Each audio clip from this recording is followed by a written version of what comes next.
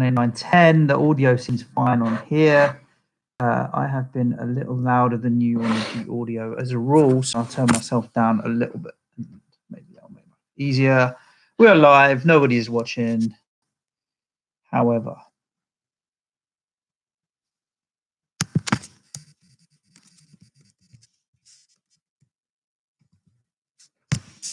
right, rolling. 2 people are on. Hello, everybody, and welcome to TOT&HAM, the weekly show where James and I deep dive a little more into Tottenham and West Ham United, the clubs that we respectively support. Is it 2 weeks on the trot that we're both? No, not 2 weeks. It's the second time, 2 weeks on from the first time, that both of our teams won at the weekend. This is correct. It hasn't happened often, but it has. Shout out to everyone on the live stream. As we mentioned on previous shows, Manchild is living it up in New York. I don't think you check the weather forecast in New York in winter because it gets cold and snowy over there. It can't be any worse than it was at Wolverhampton on Sunday afternoon. I'm telling you. No, it'll be worse. But he's not here to edit videos, so we're live streaming all of the shows. So do I hope you, if you are jumping on the live stream, enjoy, say hi on the chat, and all good. Where shall we start? You went to the game, so I think we'll start with Tottenham Wolves. I think we should start with West Ham. Start with West Ham. Yeah. All right, start with West Ham. I feel like I'm going to go so deep into Tottenham that you won't get a word in.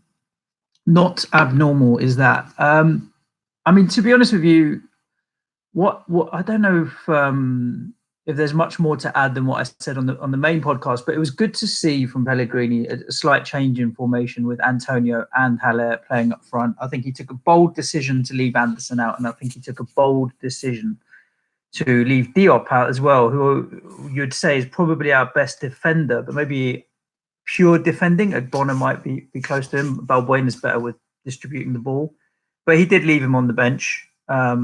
He did leave Anderson out. So bold decisions that he made. We ended up with that with out of the 6 attacking players, 4 British homegrown players. I don't know if that has any impact. I don't want to make it come across as if you need that British love to get the racism card. Yeah, of course.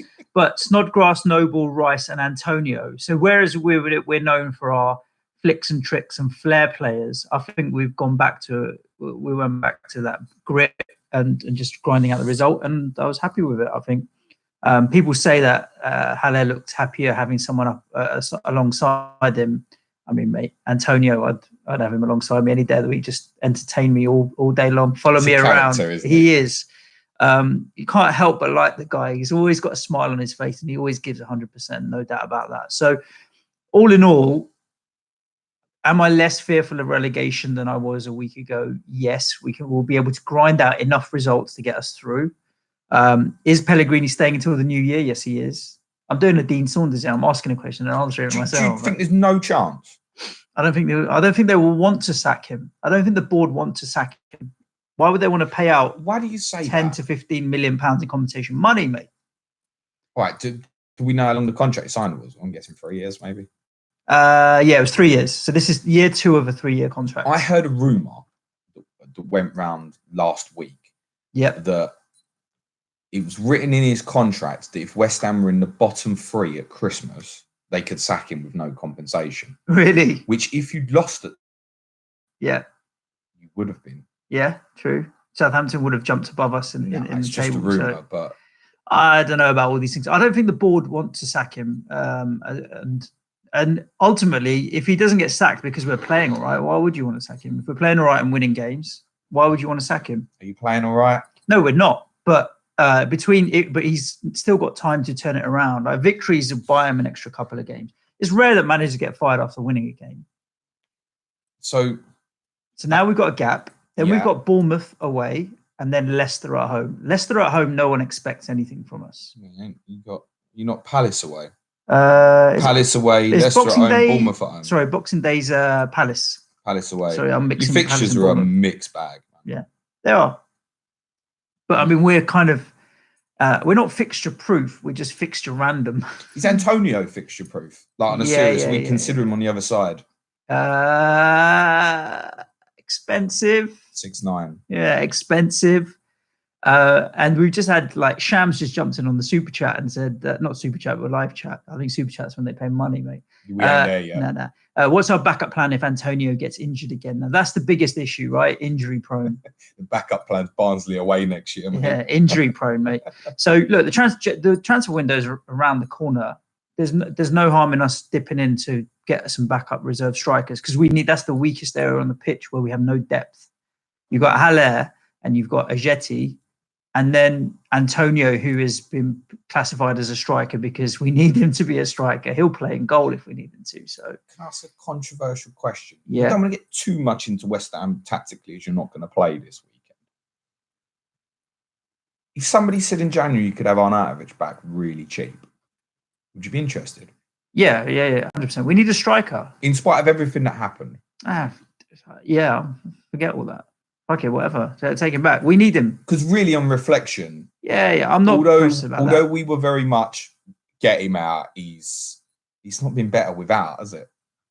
No, but it's not been better without because we didn't replace. It's not just Arnautovic. Haller, mate. Yeah, but that's 1-for-1. But we also let Chicharito go. We let Andy Carroll go. So we the depth we You're had saying depth-wise? Yeah. Okay, that's fair enough.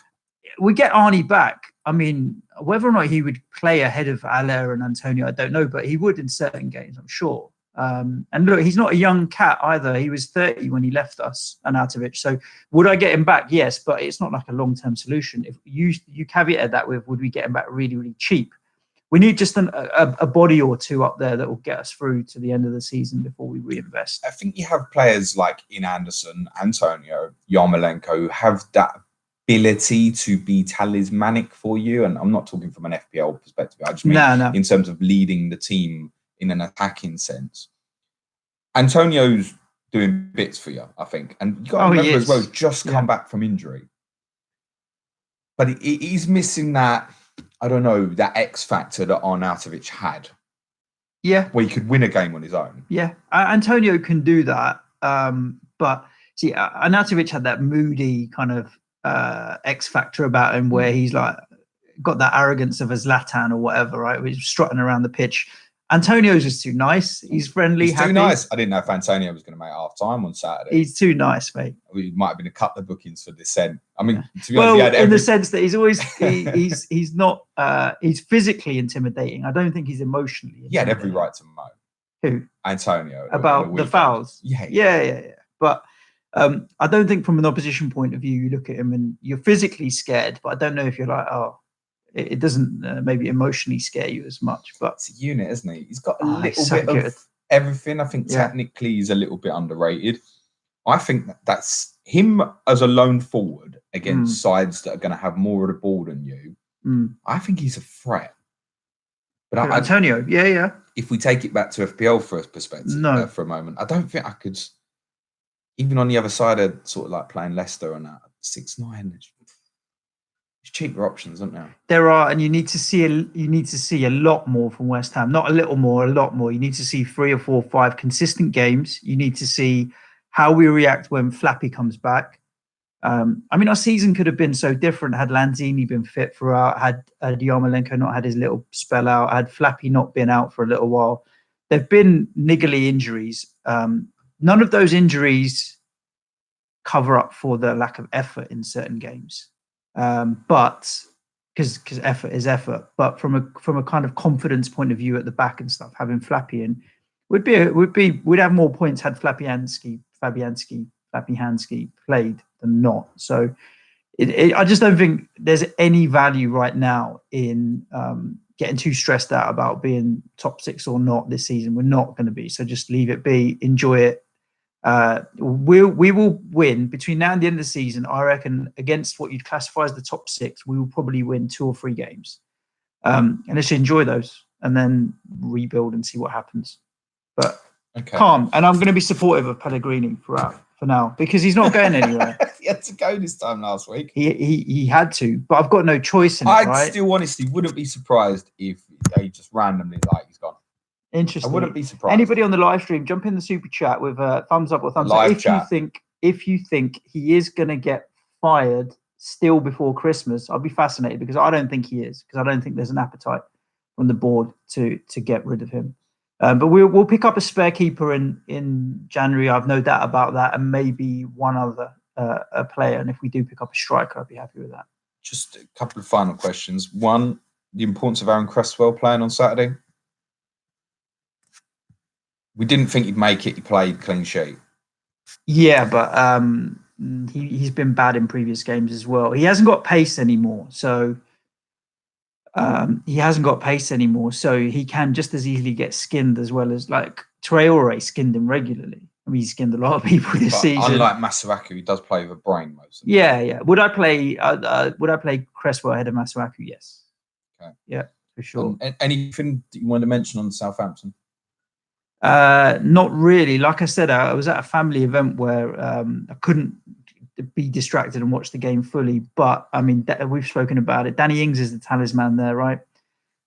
If their midfielders were just a touch cheaper, JWP was 5.5 instead of 6, or Redmond was maybe 5 or 5.5 instead of 6 and a bit, then yes, but not really. Okay.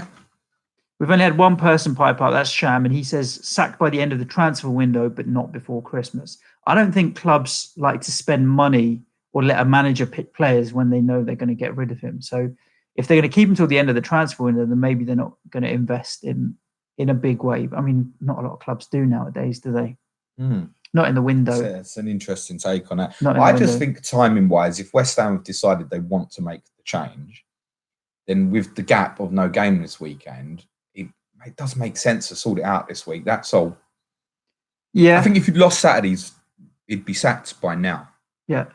I think that's how big the game was at the weekend. I do agree with you. If we'd lost, but a win buys that little bit of time, right? And that against Chelsea didn't do you any favours, mate. No, it was one defeat after that, though. Two defeats. Sorry, Wolves and Arsenal. Yeah, Southampton was a must-win game, but we did end up winning, so we shall see. Spurs, wet and miserable day at Wolves. It's been a long week. Yeah. Started in Munich last Wednesday. Yeah. There was, those who listened to this pod last week would have known I said I didn't care if we got battered out there as long as we won on Sunday. Yeah. So I got what I wanted from that perspective. Can't judge anything on the Munich fixture. The one thing I would add on that is I can't see how Chelsea would beat them over 2 legs, like with the way Chelsea defend. Spurs have got a good draw out of that. Leipzig are top in Bundesliga at the moment, but I heard all this talk this time last year with Dortmund were pissing the Bundesliga as well before they played us. So cut the months till the game. Certainly Leipzig are a very, very good side, but we can't complain at that draw. Yeah. Sunday was interesting. So me and Ricky Saunders, Spurs correspondent, we went up early. Yeah. Met Bradley in Wolves, our Wolves correspondent. Had a couple of beers, talked about the game. General consensus was this has got draw written all over it, especially with the amount of draws Wolves have had. And the game was a strange one for us because it wasn't just me and Ricky's feeling during the game. It was everybody around me in the stadium. The one caveat I will say to the things I'm going to say coming up is the away view at Wolves is shite. You're very low. Okay. Very low. So in terms of perspective of the game, tactically, etc., a little bit harder to judge than I've kind of got almost like a bird's eye view very often at Spurs. I do prefer to sit high. Yeah. You do pick up different things, but tactical things harder to say. And I wondered when we got back on the train and I was looking at Spurs supporters on Twitter who were obviously joyously happy as you would be with a last minute winner, but some saying it was deserved and stuff. Me and Ricky were like that. What game did they watch? Because I watched a different game. And I did start to question, because the view I had on the game, if there was something more in it and if I was wrong. So, you don't get anything from the Match of the Day highlights. No, it's all too But brief. I watched the more extended highlights on Sky, which is 15 odd minutes or so. Yeah. While you do that, just so you know, Ricky's on the live stream. Hello, mate. Do me a favor, Ricky. Jump in the comments and just let me know if you how you survived the afternoon of drinking with James and whether or not you've got the physical ability to go drinking with James again. Definitely hasn't. Yeah, jump in the live stream and let us know. Good so lad. You think that the perspective might have had an impact, but then possession-wise, they dominated possession and almost territory, really. So the thing is, I watched that highlights, and I do try to watch those 15 minutes or so. If you do that for 8 games or so, it's going to take you a couple of hours, right? Just try and pick stuff up every weekend. Yep. And I watched that last night, and on their highlights, there was nothing in the game. Because of chances alone, in terms of physical kind of shots on goal, for example, there wasn't. Both sides had 5 shots on target. If you look at the actual XG in the game, Wolves 1.12, Tottenham 1.2. I mean, that's tight. It's a 1-1 draw written all over it, isn't it? It's very close. Yeah. The game wasn't like that, in my opinion. A couple of things happened. So Spurs changed system, played 4-3-3, and it wasn't obvious to the eye to start with, but essentially Dyer played a little bit deeper with a little bit more insurance, a little bit more protection. I think the change of system with Ali playing kind of left of a 3 and Sissoko right, it wasn't a flat 3, so Dyer was a little bit deeper than the other two. I think the main reason, in hindsight, why that happened was because of Traore. Mm-hmm. To make sure that we could get Dyer or Ali or Son coming back. He doesn't really want Son to come back at the moment. Getting back into that area to get the double ups going. And Johnny obviously attacks well. The other side, when Doherty goes with Traore as well, you've got the two of them going. Doherty's not doing it in the same way that he was last year, but because he doesn't need to. No, he's got a man in front of him now. Just needs to support Traore. Historically, they wouldn't have had but at the start of last year, when they were playing like Helder Costa there, and the other fella, I've forgotten his name. Anyway, Doherty was still bombing on. Yeah. Now Traore really hugs the touchline. He wants to see the game, feel it, and get at people. Whereas Jota's going to come and link in. Yeah. So there's little differences. So I think that's why Spurs changed the system.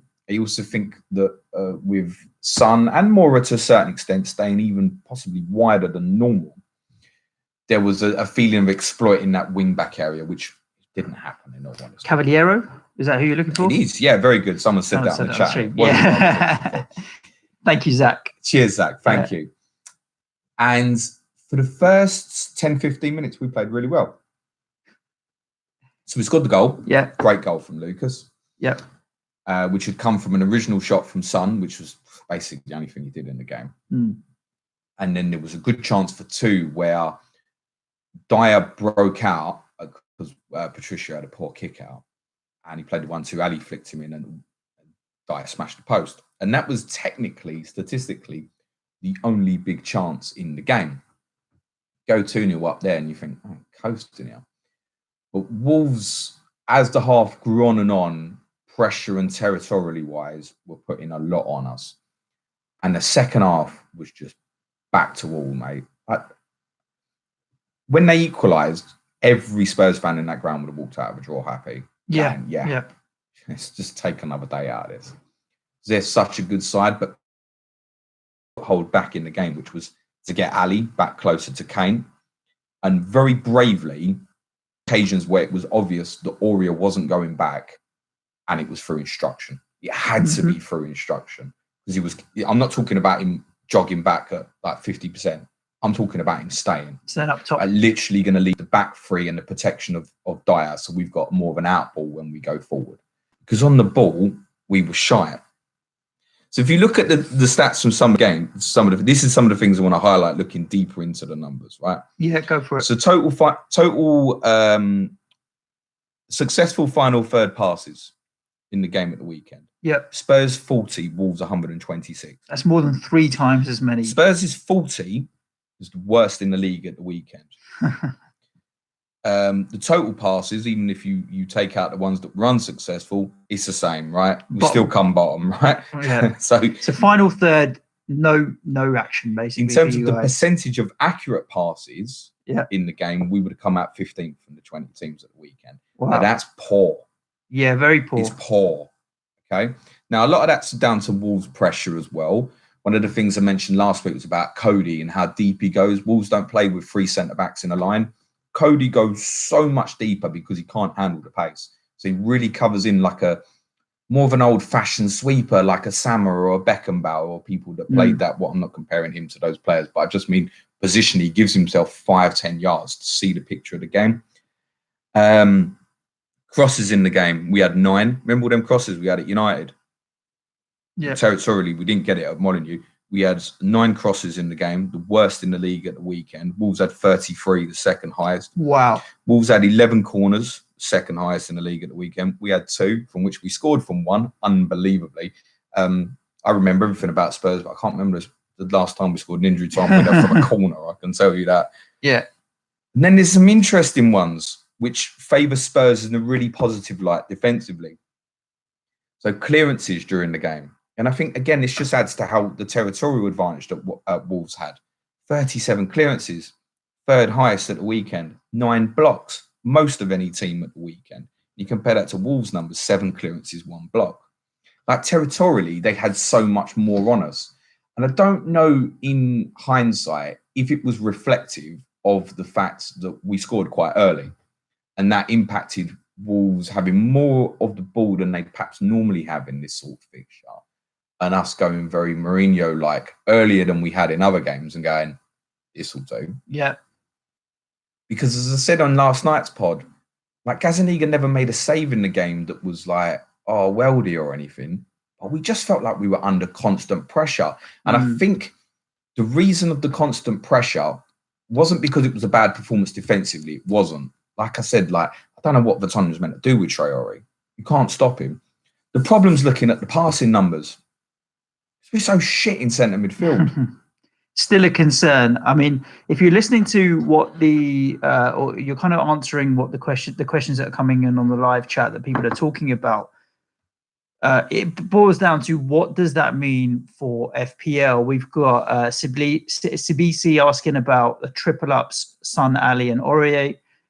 We've got moved from Pulisic to Dele Alli. We've got somebody else that's moved from Pulisic to Son, hoping James doesn't poo-poo him today. So you spoke on the main pod that the fixtures coming up are good for Son. You think Son will be particularly... I was critical of him last night, and rightly so, because in my opinion, he didn't turn up in the game. But I stressed afterwards as well that these fixtures coming up will be more to his liking. Yeah. Conditions, not so much. It's opposition a lot.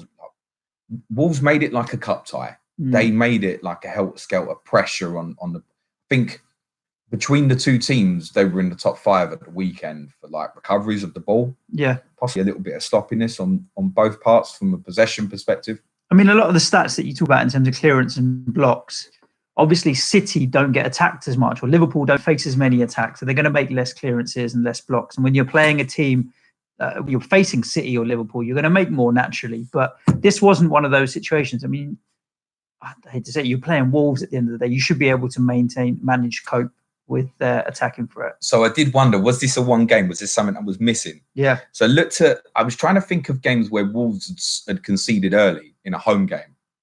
There was one recently, wasn't there? Sheffield United. And on that day, it was very much the feeling afterwards was draw was probably a fair result. I looked at the stats from the 2 games, the Wolves Sheffield United and the Wolves Spurs game. It was similar. Yeah.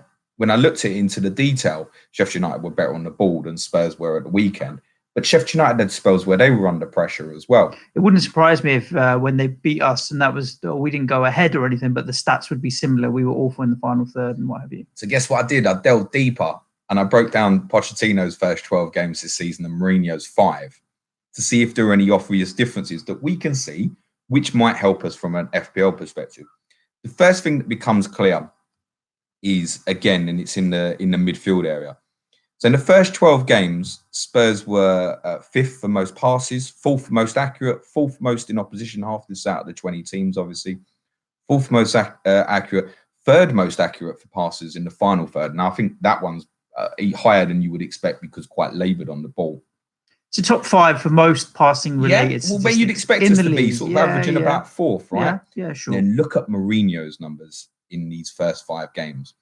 And bear in mind, yes, there's a couple of difficult fixtures in there, Wolves, Man United, but the Pochettino numbers have got Liverpool, City, Arsenal, all that as well. Yeah. Passing so far this season, we ranked 10th in those 5 games under Mourinho. Accuracy, we're now 9th. Passes in the opposition half out of the top 20 teams over the last 5 game weeks, 12th. Accuracy in the final third, 15th. So you've really dropped down. Is it because you're just hitting long balls now? I think he's going more direct. Yeah. But and they are harder to get I also think connected. Everybody knows I'm not a fan of Mourinho. But I also think he's identifying the fact that the central midfield is such a problem. Yeah. We're going to get away from it. Until we can get someone in there. So I saw a footballer last week in Munich, Thiago. I'd love to get him, man. It's exactly the sort of player we want. And then all we need is an enforcer in midfield to play with him, to protect him. Yeah. And that's literally what it will take for us to go away from struggling in these games to looking good in these games again. You've got a high XG, I'm noticing, on big chances in XG. Yeah, this is where it's interesting, right? But 5-0 Burnley involved in the last 5 games of the Mourinho, that's surely got to skew. Pochettino had a 4-0 against Palace. Yeah, true. But yeah, I didn't know if that's going to skew it massively. I mean, you scored 3. Well, the XG's 1.2. It's quite low. You scored a lot of goals though since Mourinho's been in. So this is where it's interesting. If you look at the attacking sense from Spurs, so shots in the first 12 games under Pochettino would come out 9th. It's now actually 11th under Mourinho. But big chances has gone from being ranked 17th in the first 12 games under Pochettino to now 3rd in the last 5 under Mourinho. And the XG from 15th to 4th, which says that the quality of the efforts that we're having on goal, we're having better chances. Yeah, quite possibly. I mean, you are playing a different style of football now.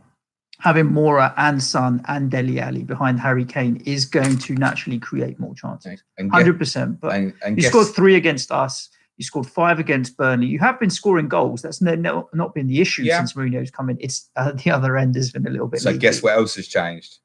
XGC, expected goals conceded, we're ranking 11th in the first 12 game weeks. It's now 4th. And conceded a lot. And in the last 5 game weeks, no team has conceded less big chances than Spurs. So what's the point there? The point is that because you've lost to City, you apart from the Burnley game, you wouldn't think any of the other games you've been particularly good. The point is that Sunday could have gone either way. And actually, from a statistical point of view and a tactical point of view of Mourinho on Sunday, he's got more out of the sums of his parts than actually might have been expected. It was actually team v team. I think Wolves are a better side than us. I agree with you. I think they lack a little bit in terms of winning mentality defensively. But I think they're as good as us, at least as good as us. I don't think they'll finish above us because I think they'll go really far in Europa. And I think they draw too many games. We'll have more consistency than them. I don't think Wolves will challenge for the top 4. But they are a very good side. Mourinho's worked out here to miss out the midfield. And the point being is when you look at the numbers, to take it back to FPL, you can look at both ends of the pitch. Okay, so everybody that said the triple up, and we've got Julian's just jumped in. Dread FPL, how are you, Julian? Hope you're well. Says, what's the feeling on Son captaincy? Would you captain against Chelsea this weekend? Chelsea are leaky at the back. No, but then I don't know what the rest of your shit team looks like. Yeah, true. So I'm not looking at Son captaincy. I'm going to probably stick it at the moment. My bus captain is Jimenez. I really think in the 3 games after Chelsea, actually, you might want to consider this weekend as well. I can't tell you to go and buy him because the value is ridiculous. But I'm sure that Kane will be the top scoring Spurs player over this period. Well, you've got Zach Jones, who helped us out with Caballero earlier, who asked about Kane for 19 to 21, game week 19, 20 and 21. He's thinking about captaining Harry Kane and just leaving it blindly on him. There is a chance as well that he might look at Ali and Son and he might leave him out of one of the Christmas fixtures. He's already said he won't leave Kane out as well. Sure. He's going to play. I might do it. But I can't justify to anybody paying that money for Harry Kane. It makes no sense. No sense. And even in those like Norwich away, Southampton away, I think we all saw last night if we watched the game. Brighton, I keep telling people, are such a good side. That Boxing Day fixture is not going to be easy. But the Norwich and Southampton away games, 28th and January the 1st, you do think that's a Kane game. Yeah. They're Kane games. It might be Sun games as well. At home? They're away. He scores as many goals away from home as he does at home anyway. He does. It doesn't mean I'd rather always triple captain a player playing at home. Though, I'm not going to triple captain him. No, I'm just talking about captain. I've just got an itchy finger for my triple captainship at the moment. What for? Liverpool got a double game week that's going to include West Ham. Twice, possibly, maybe as well. Imagine if it's you twice. Yeah. I think a lot of people would be jumping on Mane or Salah triple captain if they're playing us home and away twice. Yeah, you have to get them both in. You have to find a way to get them both in. Yeah. I'd probably get Firmino as well and scrap off Trent and Robbo. Yeah, I think it may end up, depending on the way the game week deadlines are, that we play them twice in the week, but the 2 games are across different game weeks potentially, which would be doubly annoying. That West Ham Liverpool fixture, if it's going to be in January, will almost certainly be confirmed this Friday. Right.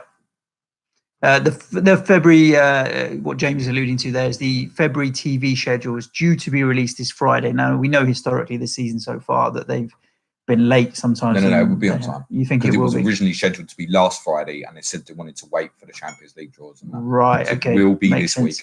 Actually, Friday's the deadline. It could be any time, but it does tend to come out on a Friday. On a Friday. There we go.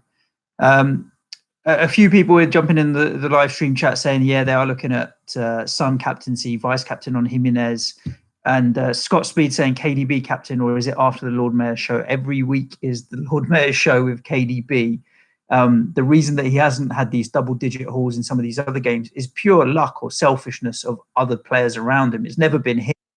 He's laid in Jimenez, Jesus, and Jesus has skied it or been selfish himself in not laying KDB on. I think every game week, he has had the potential to end up with a double-digit haul on the whole. I would rather not captain a player in the Man City Leicester game because I don't know how Leicester's set up. I think Rodgers might try some of the different systems he might play. Last year in the Monday night game, week 37 last year, very much picked a kind of a 4-5-1. Yep. It's a 4-5-1. KDB is not captainable. But if he plays the system he normally plays, City might have some joy. It depends on if Tielemans gives enough support to Ndidi. They might go with a 4-2-3-1. They might play a diamond. There's a lot of systems Leicester could play this weekend, and therefore I would avoid it. I don't know which one it's going to be. It's going to impact decision making. I'll be Rashford captain. Rashford this weekend. Final question then, because Julian has jumped on in, and we've spoken about Serge Aurier before, where you said avoid. But again, I'm interested because tactically you said that he's playing really far forward. Yeah. Is he creeping up in your levels of interest, or do you think that yes, he is? Yeah, you think at 4.9 at the moment, and maybe he'll creep up to 5 million. He's a good consideration. He's gone past that, hasn't he? Has he already? 5-1 now. I think. Wow. Okay. There's been support. I didn't realize that many people had piled into the guy. So if there's anybody listening to the audio or on the live stream, 5-1, you're right. Sky. He's only 7.4% owned still, so there's a lot of room for him to go up even more. Most tackles in the last 5 game weeks across the league. Serge Aurier. Okay, there we go. Julian, I hope that answers your question. James is ready with the stats now at his fingertips. From a Spurs perspective, you want 2 things out of Aurier: clean sheet potential, and I guess the odd goal, but maybe more assists from where he's positionally based on the pitch now. Will there be some for Serge Aurier over the Christmas period? Yes. Interesting. There we go. There will be. I think you can go that way. I see, looking at these numbers, and I think particularly the damning one on the weekend from a Wolves perspective is actually breaking down those crossing numbers. And the one thing, having watched more of the game back last night, followed on from what I'd said on the main pod about Alderweireld and Sanchez positioning, cleaning up the crosses, very good, and blocks. Really good. It was what I thought it was at the time. He's working on them positionally, defensively, which is making it more difficult to score against Spurs. Now, there's still issues in the fact that the goalkeeper who played well on Sunday is not good enough, and teams are still going to get at us through vulnerabilities in the midfield area. But Spurs are tightening up. It's starting now, and I know tactically how we'll play on Sunday. Expect, like I said, letting Zuma and Rudiger, if that's the two, to have the ball.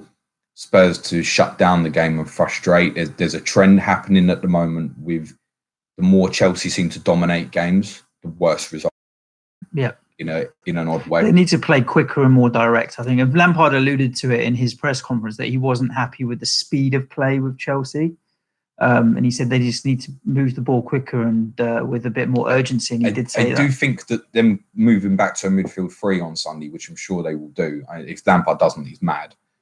That they'll have dominance in the game. I agree with you on that. And I think Chelsea will be better for it. It's a tough call, but suddenly we're in a position now of confidence. I can't believe that if we beat them Sunday, we go above them. Man, it's mad. And then walking into more good fixtures while they're on a downward spiral. Madness how it's happened. Indeed. Guys, thanks for listening to Tot&HAM, our weekly Tottenham and West Ham rant up and rave up.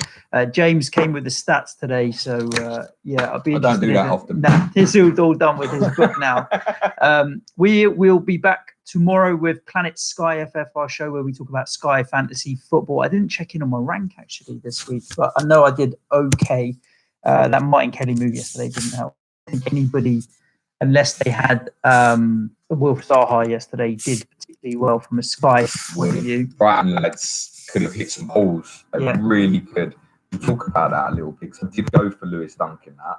I did get past into it was suspected I might. Should have been more clean sheets. Could have had shots off Dunk as well. He had one on target and a header that went over.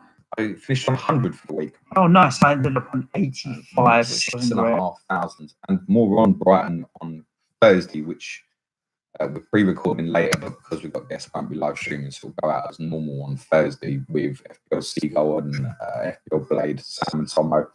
Brian Shefchin, I keep saying it at the end of every pod, the 2 teams I've been most impressed with this season.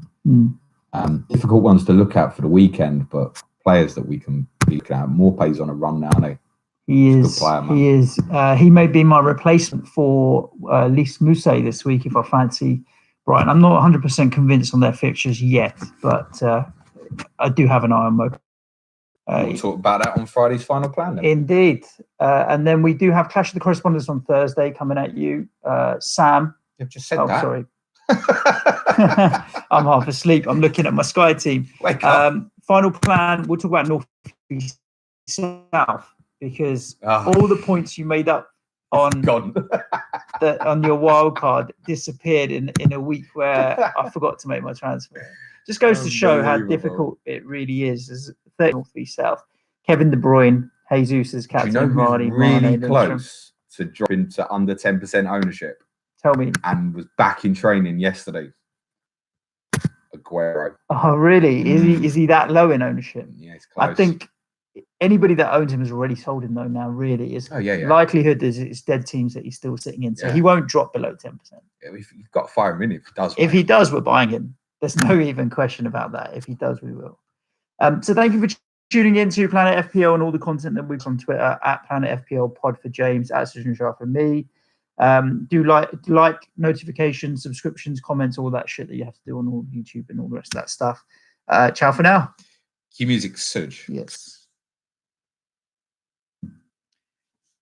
The audio's off, and everybody on the live stream, we do appreciate all of your questions. Sorry if we didn't answer bonus all of them. Content. Keep chucking them in, and we'll try and get back to some of them if we get a chance. Thank you very much. Ciao. Ciao for now.